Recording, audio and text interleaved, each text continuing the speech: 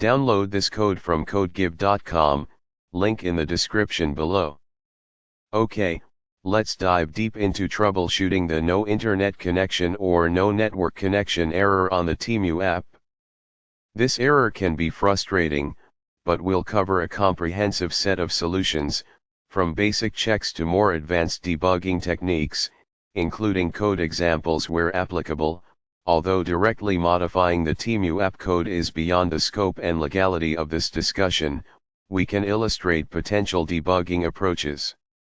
Understanding the problem.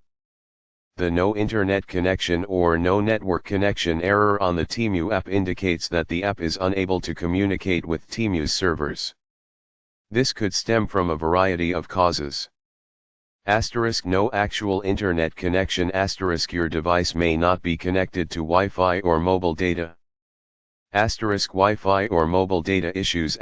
Weak signal, unstable connection, or a problem with your network provider. App-specific issues.